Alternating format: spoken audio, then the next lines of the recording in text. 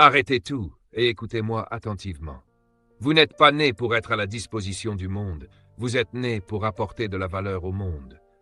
Si votre vie se résume à répondre à chaque appel, à dire oui à chaque demande et à courir dans toutes les directions, alors vous êtes occupé, mais vous n'êtes peut-être pas efficace. Vous êtes présent, mais pas forcément significatif. Et laissez-moi vous dire ceci avec force.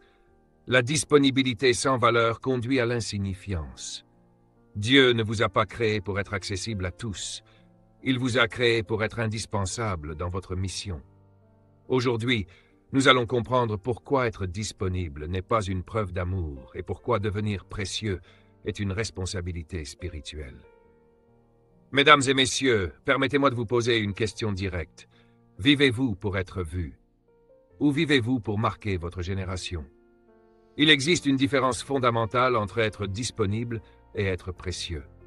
Être disponible, c'est être là. Être précieux, c'est apporter quelque chose qui transforme. Nous vivons dans une génération pressée, saturée de sollicitations, notifications, appels, invitations, attentes sociales. Tout le monde veut un morceau de votre temps, mais peu de personnes respectent votre destinée. Si vous êtes accessible en permanence sans développer votre profondeur, vous deviendrez ordinaire. Et le monde ne célèbre pas l'ordinaire.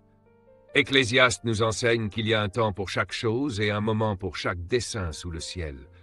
Cela signifie que votre temps n'est pas illimité, il est assigné, il est stratégique, il est sacré. Si vous ne protégez pas votre temps, vous saboterez votre appel. Regardons Joseph. Joseph n'était pas toujours disponible, mais il était toujours précieux. Vendu comme esclave, il aurait pu se plaindre. Il aurait pu gaspiller son énergie dans l'amertume. Mais non, il a décidé de développer son excellence même en captivité. Dans la maison de Potiphar, son intégrité et sa discipline l'ont distingué. En prison, au lieu de sombrer dans la frustration, il a affiné son don. Il a interprété des rêves. Il a cultivé la sagesse. Et quand le moment est venu, il n'a pas supplié pour entrer au palais. Sa valeur l'y a conduit. Écoutez-moi bien. La reconnaissance poursuit ceux qui sont préparés. Proverbe déclare que l'homme habile dans son travail se tiendra devant des rois. Ce n'est pas votre présence partout qui vous élève, c'est votre compétence, c'est votre discipline, c'est votre profondeur. Beaucoup veulent l'attention sans la préparation. Ils désirent la promotion sans accepter la formation. Ils veulent être remarqués, mais refusent de grandir. Le monde récompense l'excellence, pas la disponibilité. Même Jésus n'était pas accessible en permanence. Il se retirait pour prier. Il quittait les foules pour rester aligné avec sa mission. Il ne permettait pas à l'urgence des autres de détourner son objectif divin. Si le Fils de Dieu établissait des limites, pourquoi pas vous? Vous culpabilisez parfois de ne pas répondre immédiatement. Vous avez peur de dire non. Mais chaque oui inutile est un non silencieux à votre destinée. Permettez-moi de vous donner des clés pratiques pour devenir précieux. 1. Investissez dans votre croissance. Lisez, apprenez, développez des compétences. Approfondissez votre relation avec Dieu. Une personne qui progresse devient indispensable. 2. Faites chaque chose avec excellence. Peu importe la taille de la tâche. L'excellence dans le petit prépare l'autorité dans le grand. 3. Cherchez d'abord le royaume. Quand votre vie est alignée avec le plan divin, Dieu ajoute la faveur, les opportunités et l'influence. 4. Protégez votre énergie. Tout le monde ne mérite pas votre accès. Entourez-vous de personnes qui vous élèvent et non qui vous épuisent. Considérez Daniel. Il n'était pas simplement un fonctionnaire parmi d'autres. Il était un homme de sagesse, de discipline et d'intégrité. Quand une crise surgissait, on le cherchait. Pourquoi? Parce qu'il avait cultivé une profondeur intérieure. Proverbe nous rappelle que le don d'un homme lui ouvre des portes et le place devant les grands. Remarquez bien, ce n'est pas votre omniprésence qui ouvre les portes. C'est ce que vous portez en vous. Regardez les experts, les médecins, les leaders influents. Ils ne sont pas disponibles pour tout. Ils ont investi des années dans la formation. Et aujourd'hui, leur temps est honoré parce que leur valeur est reconnue. Lorsque vous devenez rare, vous devenez recherché. Lorsque vous devenez profond, vous devenez indispensable. Si vous êtes toujours accessible, vous serez souvent sous-estimé. Mais si vous développez votre esprit, votre compétence et votre caractère, vous n'aurez jamais besoin de supplier pour une opportunité. Alors, je vous pose cette question, et répondez-y honnêtement. Choisissez-vous d'être précieux ou simplement disponible? Votre temps est une ressource divine. Votre appel est stratégique. Votre vie a été conçue pour influencer. Ne gaspillez pas votre énergie à courir après l'attention. Poursuivez la croissance. Poursuivez la sagesse. Poursuivez l'alignement avec Dieu. Car le jour où vous comprenez votre valeur, vous cessez de mendier la reconnaissance. Votre impact parlera pour vous. Votre excellence vous annoncera. Et votre destinée vous positionnera là où vous devez être. Vous n'êtes pas né pour être sollicité en permanence. Vous êtes né pour transformer votre génération. Et souvenez-vous toujours de ceci. Quand vous protégez votre valeur, Dieu protège votre élévation. Écoutez-moi attentivement. La discipline n'est pas une option pour le succès, c'est le prix de la destinée. Vous pouvez avoir un grand rêve, un grand appel, un grand potentiel, mais sans discipline, tout cela restera à l'état d'idée. Quand vous structurez votre vie autour du but et de la discipline, vous vous distinguez automatiquement de la foule. Vous cessez d'être ordinaire. Vous devenez stratégique. Et laissez-moi vous dire ceci. Le monde ne récompense pas l'intention. Il récompense la préparation. Regardez Joseph. Dans la maison de Potiphar comme en prison, il n'a pas gaspillé son temps dans la plainte. Il n'a pas laissé ses circonstances définir son identité. Il a travaillé sur lui-même. Il est resté intègre. Il a excellé là où il était. Et parce qu'il avait de la valeur, il a été recherché. Retenez ce principe.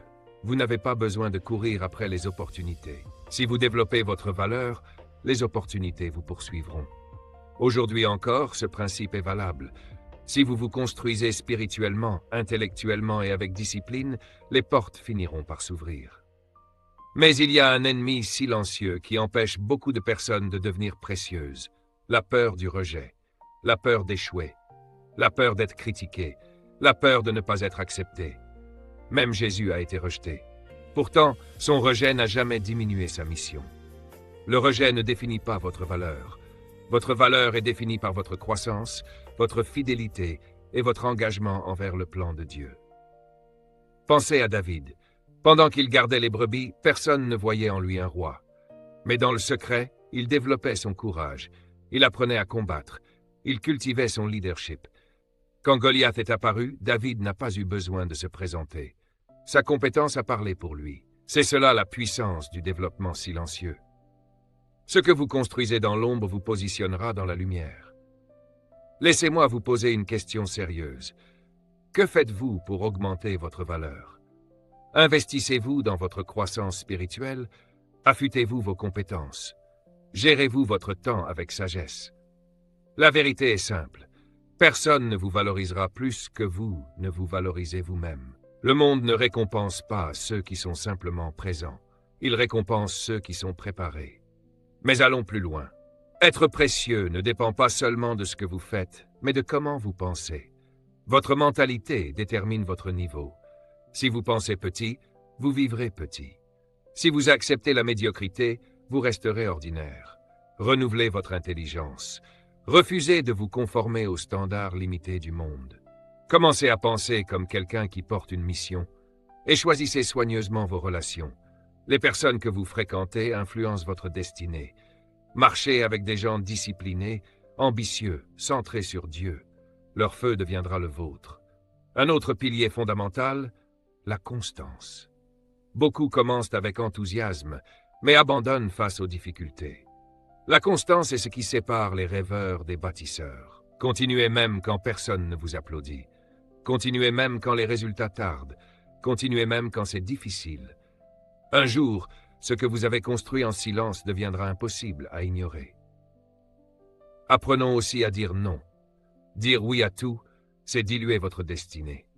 Dire non à certaines choses, c'est protéger votre mission. Jésus lui-même a parfois refusé de répondre immédiatement aux attentes des autres, parce qu'il était aligné avec un plan plus grand. Dire non n'est pas du rejet, c'est une redirection vers ce qui compte vraiment. Chaque distraction acceptée retarde votre élévation. Chaque engagement inutile vole votre énergie. Comprenez ceci, ce qui est rare est précieux. Un diamant n'a pas de valeur parce qu'il est visible partout. Il a de la valeur parce qu'il est rare. Si vous êtes accessible en permanence, vous perdez votre rareté. Protégez votre temps. Protégez votre énergie. Protégez votre focus. Et maintenant, parlons de la clé maîtresse, l'autodiscipline. La discipline est le pont entre vos objectifs et leur accomplissement. L'apôtre Paul compare la vie à une course. Un athlète s'entraîne avec rigueur pour obtenir une couronne périssable. Combien plus devrions-nous nous discipliner pour une destinée éternelle? Un champion olympique ne gagne pas par hasard. Il sacrifie le confort pour la vision. Il choisit la rigueur plutôt que la facilité. De la même manière, vous devez discipliner votre esprit, vos habitudes, votre temps, vos émotions. Sans structure, vous dériverez. Sans plan, vous stagnerez. Fixez des objectifs alignés avec Dieu. Créez une routine quotidienne qui inclut la prière, la réflexion et l'apprentissage. Commencez vos journées avec clarté spirituelle. Et lorsque les distractions viendront, adoptez l'attitude de Néhémie. Je fais une grande œuvre, je ne peux pas descendre. C'est cela la mentalité d'un leader. La procrastination est l'ennemi de la destinée. Attendre le moment parfait est un piège. Commencez maintenant, avec ce que vous avez, là où vous êtes. Dieu guide ceux qui avancent, pas ceux qui hésitent indéfiniment. Entourez-vous des bonnes personnes. Les mauvaises fréquentations diluent la discipline. Les bonnes relations renforcent la vision. Et surtout, soyez résilients. Il y aura des jours difficiles, des moments de fatigue, des périodes de doute, mais ne vous lassez pas de faire le bien. La récolte arrive pour ceux qui ne renoncent pas. Alors je vous laisse avec cette décision. Allez-vous continuer à vivre au hasard ou allez-vous structurer votre vie autour du but et de la discipline? Ne soyez pas simplement disponible. Ne soyez pas simplement inspiré pour un instant. Soyez transformé. Soyez discipliné. Soyez précieux. Et laissez votre vie devenir une preuve vivante de la grandeur de Dieu. Je vous lance un défi aujourd'hui. Soyez discipliné. Soyez concentré. Soyez intentionnel. Votre avenir ne dépend pas de demain. Il dépend de ce que vous faites aujourd'hui. Votre valeur est déterminée par la manière dont vous gérez trois choses: votre temps, votre énergie et votre mission. Quand votre vie reflète l'excellence et l'engagement, vous cessez d'être simplement disponible, vous devenez précieux. Et lorsque vous devenez précieux, les bonnes opportunités, les bonnes relations et les bonnes portes s'ouvrent naturellement. Restez discipliné et observez comment Dieu vous élève. Mais comprenez ceci. Être précieux ne concerne pas uniquement votre croissance personnelle. Cela concerne l'impact que vous avez sur les autres. Le véritable succès ne se mesure pas à ce que vous accumulez, mais à ce que vous apportez. Nous n'avons pas été créés pour vivre isolés. Nous avons été appelés à être des porteurs de lumière. Jésus nous enseigne de laisser briller notre lumière afin que les autres voient nos bonnes œuvres et glorifient Dieu. Votre vie est un témoignage vivant. Chaque parole d'encouragement, chaque acte de bonté, chaque conseil sage, tout cela peut transformer une destinée. Pensez à une bougie. Elle ne perd pas sa lumière en allumant une autre bougie.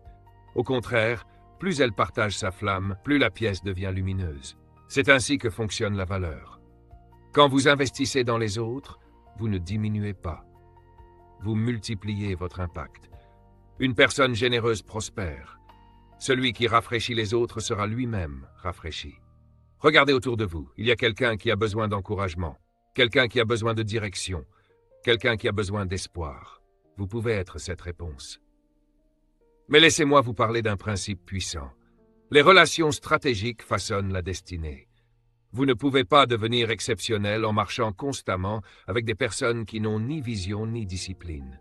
Qui fréquentez-vous? Vous élève-t-il ou vous limite-t-il? Marchez avec les sages et vous deviendrez sage. Même Jésus, qui aimait tout le monde, était intentionnel avec son cercle rapproché. Tout le monde n'avait pas le même niveau d'accès. La sagesse, c'est de savoir qui encourager, qui garder proche, et quelles relations étaient seulement saisonnières. Daniel s'est entouré d'hommes de conviction et d'intégrité. Leur unité et leur discipline les ont propulsés vers l'influence. Les bonnes relations vous tirent vers le haut, les mauvaises vous ralentissent. Choisissez avec discernement. Maintenant, parlons d'un autre principe.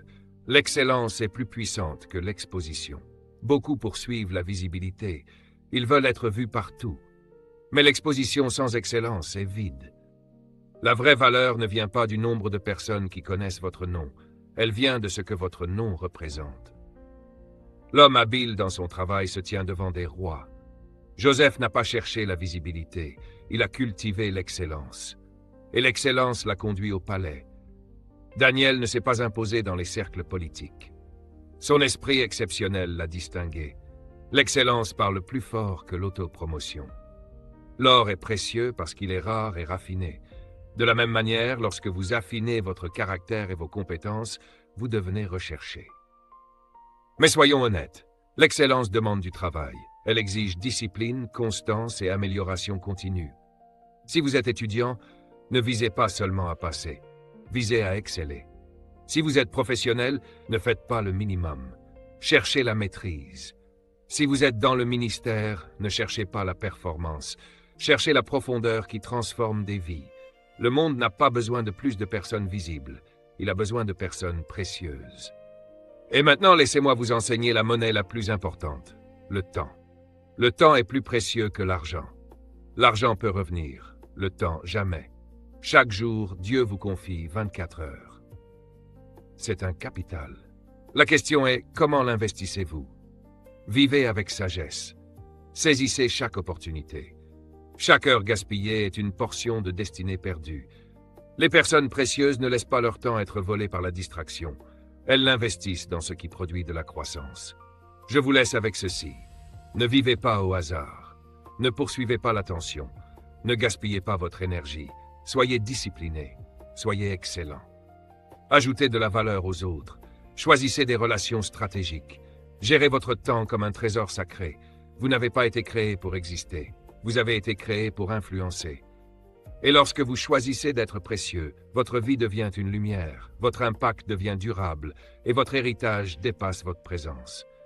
Allez, soyez une bénédiction. Soyez une référence. Soyez précieux. La différence entre ceux qui impactent leur génération et ceux qui stagnent n'est ni leur origine, ni leur intelligence, ni même leur talent. La différence, c'est la gestion du temps. Les personnes influentes n'ont pas plus d'heures que vous. Elles ont simplement appris à faire compter leurs heures. Regardez autour de vous. Combien de vies sont gaspillées dans le défilement sans fin sur les réseaux sociaux, les conversations inutiles, les distractions constantes, la procrastination déguisée en repos? Puis on se demande pourquoi rien ne change. Voici une vérité puissante. Là où vous investissez votre temps détermine ce que vous récoltez dans votre vie. Chaque matin, Dieu dépose 86 400 secondes sur votre compte. Pas une de plus, pas une de moins.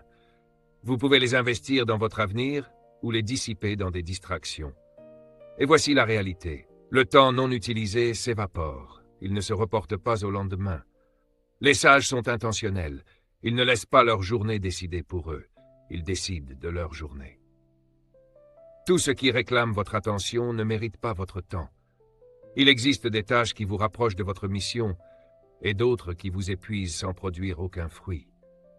Être occupé ne signifie pas être productif. On peut courir toute la journée et avancer de 0 mètre. Jésus n'avait que 3 années de ministère public. 3 années. Et pourtant, il a changé l'histoire de l'humanité. Pourquoi? Parce qu'il était stratégique. Il savait quand se retirer pour prier, quand enseigner, quand guérir, quand se reposer. Il ne permettait pas aux foules de contrôler son agenda. Si le Fils de Dieu gérait son temps avec intention, combien plus devons-nous le faire? La clé, c'est la discipline. Il y aura toujours quelque chose à regarder. Quelqu'un a appelé, une excuse pour remettre à demain. Mais la discipline, c'est choisir l'impact à long terme plutôt que le plaisir immédiat. Les champions olympiques ne s'entraînent pas au hasard. Chaque minute de leur journée sert leur objectif. Si vous voulez devenir précieux, votre temps doit servir votre mission. Apprenez à dire non. Dire oui à tout, c'est diluer votre destinée. Dire non aux distractions, c'est dire oui à votre appel. Votre temps est un trésor. Protégez-le et investissez-le dans votre croissance. Imaginez consacrer seulement 1 heure par jour à apprendre, lire, développer une compétence, grandir spirituellement.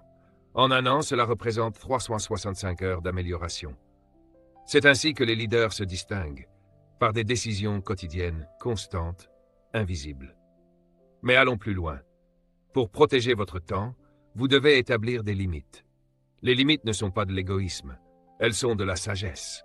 Votre énergie est sacrée. Votre appel est précieux. Tout le monde ne mérite pas un accès illimité à vous. Chaque engagement est un retrait. Si vous retirez sans jamais déposer, par le repos, la prière, l'apprentissage, vous finirez épuisé. Les limites protègent votre mission. Si vous ne définissez pas vos priorités, le monde le fera à votre place.